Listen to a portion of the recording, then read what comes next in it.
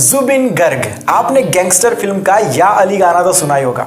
इसी गाने से मशहूर हुए हैं जुबिन गर्ग। गायकी तो सिर्फ उनकी शख्सियत का सिर्फ एक पहलू है। जुबिन ना सिर्फ सिंगर है बल्कि एक अच्छे म्यूजिक डायरेक्टर है, म्यूजिक कंपोजर है, एक्टर है और सॉन्ग राइटर भी है। तो आइए आज हम जुबिन गर्ग की कुछ जानी कुछ अनजानी बातों से रूबरू होते हैं। पूरी जर्नी शुरू से लेकर अब तक की पूरी जर्नी के बारे में आज जानेंगे। तो शुरू करते हैं आज की बातें।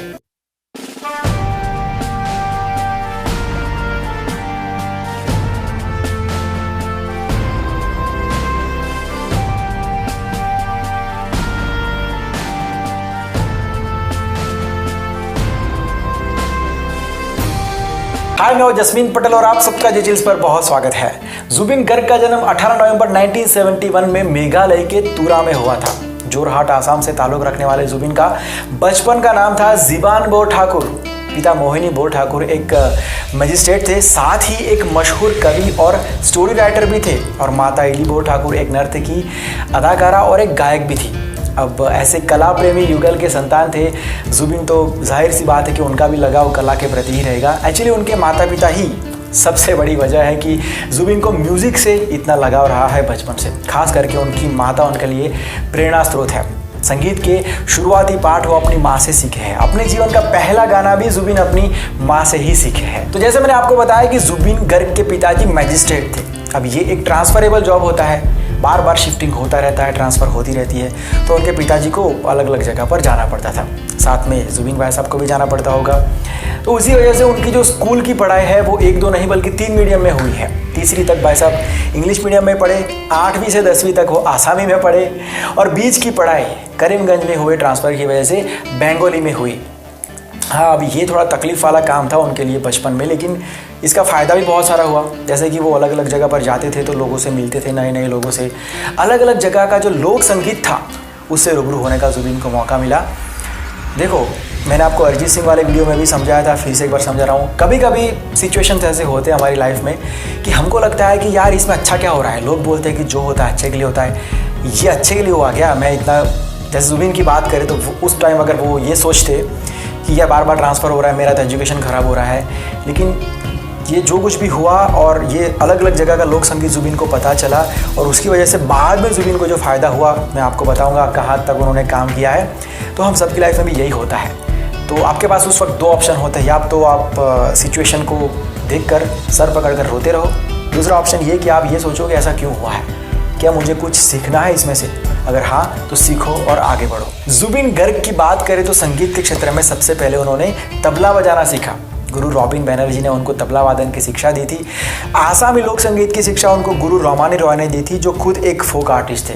बहुत ही छोटी उम्र में, करीबन 12 साल की उम्र में भाई साहब ने तबला बजाना सीख लिया था। स्कूल में क्रिकेट वगैरह खेलते थे, मार पिटाई झगड़ा भी बहुत करते थे, बड़े शरारती अंदाज के थे, इसलिए स्कूल में कई बार पनिशमेंट भी मिलती थी। लेकिन तबला बहुत अच्छा बजाते थे, सिंगिंग भी काफ़ी अच्छा करते थे, तो इसकी वजह से पनिशमेंट कभी कभी कम हो जाती थी। तबले के साथ साथ उन्होंने और भी कई सारे इंस्ट्रूमेंट सीखे हुए थे, जैसे कि गिटार, कीबोर्ड वगैरह। जुबिन गर्ग की गायकी की बात करें तो मुख्य रूप से लोक संगीत के ऊपर आधारित है, शास्त्रीय संगीत के ऊपर नहीं। फोक सिंगिंग, फोक म्यूजिक, यही उनका फॉर्टे है। अब पता चला कि वो क्यों तकलीफ़ें आ रही थी, सब जगह पर घूमना पड़ता था। जो अलग अलग जगह पर लोक संगीत सीखे थे वही उनका प्लस पॉइंट बन गया था आगे चल के, वही उनकी पहचान बन गई थी। स्कूल की बात करें तो स्कूल में गाते थे, लेकिन 12वीं के बाद सही तरीके से सिंगिंग शुरू हुआ। तब तक तो वो एक म्यूज़िक डायरेक्टर बनना चाहते थे, सिंगिंग में जाने का कोई प्लान नहीं था। वैसे वो साइंस के स्टूडेंट थे, फिजिक्स, केमिस्ट्री, मैथ्स उनके सब्जेक्ट थे, लेकिन ग्रेजुएशन के दौरान ही उन्होंने तय कर लिया था कि अब वो सिंगिंग में ही आगे बढ़ेंगे, म्यूज़िक में ही आगे बढ़ेंगे। अब एक बात यहाँ पर मैं आपको बता दूँ कि वैसे उन्होंने ड्रॉप किया हुआ है कॉलेज से, मतलब BSc ग्रेजुएशन आधा छोड़ दिया था। अपने दोस्तों से पैसे थोड़ा इकट्ठा करके एक स्टूडियो बनाया था उन्होंने, फिर वहाँ पर रियाज़ वगैरह करते थे, देर रात तक रहते थे, 1-2 बजे घर पे जाते थे। पूरा फोकस इन शॉर्ट वो म्यूज़िक के ऊपर ही करते थे, तो पढ़ाई पर ध्यान ऑब्वियसली नहीं दे पाएंगे, तो इसलिए उन्होंने BSc ग्रेजुएशन छोड़ दिया था। लेकिन ये पॉइंट इसलिए नोट करने के लिए बोल रहा हूँ क्योंकि बहुत सारे लोगों के मैसेज आते हैं कि मैं इंजीनियरिंग कर रहा हूँ, मैं इसको, और मैं एक्टर बनना चाहता हूँ, तो मैं इसको छोड़ दूँ क्या, क्योंकि इतने सारे लोगों ने छोड़ा है। मैं भी कर दूंगा तो क्या फ़र्क पड़ेगा, मैं क्रिकेट खेलना चाहता हूँ, मैं ये कर रहा हूँ, छोड़ दूँ क्या। मैं आपको बताऊँ कि जो लोग सक्सेसफुल हो जाते हैं, इस बात को ध्यान से समझना, जो लोग सक्सेसफुल हो जाते हैं उनकी स्टोरीज हम जानते हैं। जैसे कि जुबिन गर्ग की बात करें, सुशांत सिंह राजपूत की बात करें, सचिन तेंदुलकर की बात करें, बिल गेट्स की बात करें, ऐसे बहुत सारे ड्रॉप आउट्स होंगे जिन्होंने ये चीज़ सोचकर कि सब ने छोड़ा है अपना फोकस करने के लिए तो मैं भी ऐसा करूं, ये चीज़ सोचकर अगर उन्हें छोड़ दिया होगा, सक्सेसफुल नहीं हुएंगे, ऐसे भी केस होंगे ना, हमको पता नहीं है क्योंकि वो मीडिया में आए नहीं है, क्योंकि वो सक्सेसफुल नहीं है। तो आप ये सोचकर कभी अपना फील्ड या तो फिर अब जो भी पढ़ाई कर रहे हो वो मत छोड़ो कि उसने छोड़ा था तो मैं भी छोड़ दूंगा, क्योंकि वो सक्सेसफुल हुआ था तो मैं भी हो जाऊंगा। सबके केस अलग अलग है, और जिन्होंने भी छोड़ा है जो सक्सेसफुल है, आप देखोगे उनकी टैलेंट भी एक्सट्रीम लेवल पर थी। किसी भी सेलिब्रिटी की, किसी भी बिजनेसमैन की बात करें तो उनका जो टैलेंट था उनके फील्ड में वो एक्सट्रीम लेवल पर था। तो पढ़ाई उन्होंने छोड़ी थी, वैसे नहीं छोड़नी चाहिए लेकिन छोड़ी भी थी, लेकिन उनके पास यहाँ पर एक स्ट्रॉन्ग बैकअप था कि उनके पास एक एक्सट्रीम लेवल का कुछ खास था, कुछ टैलेंट था। मैं तो वो भी रेकमेंड तो नहीं करता हूँ कि आप पढ़ाई छोड़ो। तो बहुत सारे लोग जो मैसेज करते हैं उन सबको आज एक साथ बताना चाहता हूँ, कॉलेज तक आ गए हो यार, 2-3 साल में कोई फ़र्क नहीं पड़ेगा, आप किसी भी फील्ड में जाने वाले हो, 2-3 साल के लिए पढ़ाई मत छोड़ दो। पहले स्टैंडर्ड से लेके 12वीं तक पढ़े हो, इतना खर्चा किया है माँ बाप ने। हाँ, पढ़ाई करने के बाद, ग्रेजुएशन करने के बाद जॉब करो ना करो आपकी मर्जी की बात है यार, ठीक है, लेकिन एक बैकअप रहेगा। मेंटली आप वो फोर्स नहीं आ जाएगा आपके ऊपर कि अगर सक्सेसफुल नहीं हुआ सिंगिंग में, एक्टिंग में, क्रिकेट में तो क्या करूँगा, एक बैकअप रहेगा। तो प्लीज़ पढ़ाई पूरी ज़रूर करना। जुबिन गर्ग की बात करें तो 1992 में उन्होंने लाइव परफॉर्मेंस दी थी जहां पर उन्होंने तबले बजाए थे, लोगों को बहुत पसंद आए थे और वहां पर लोगों ने उनकी काफ़ी वाहवाही की थी। जुबिन युवा वर्ग में काफ़ी मशहूर होने लगे थे। उसके बाद उन्होंने अपनी खुद की एल्बम निकालना शुरू कर दिया। अपनी पहली एल्बम 1992 में उन्होंने निकाली जिसका नाम था अनामिका। उनके शुरुआती करियर में उन्होंने ज़्यादातर गाने आसामी लैंग्वेज में ही गाए। आसाम में वो खुद को एस्टैब्लिश सेटल कर चुके थे। उसके बाद उन्होंने सोचा कि मुंबई जाकर अब आजमाया जाए किस्मत। मुंबई आने से पहले वो आसामी लैंग्वेज में आसाम में हज़ारों गाने गा चुके थे, वहाँ पर वो ऑलरेडी स्टार बन चुके थे। तो यहाँ पर मुंबई में उनको फाइनेंशियली और बाकी ये सब सेटल वेटल होने में ज़्यादा तकलीफ़ों का सामना नहीं करना पड़ा। उसके बाद उनकी मंगनी हुई, लेकिन उसी दौरान उनकी माँ भी चल बसी।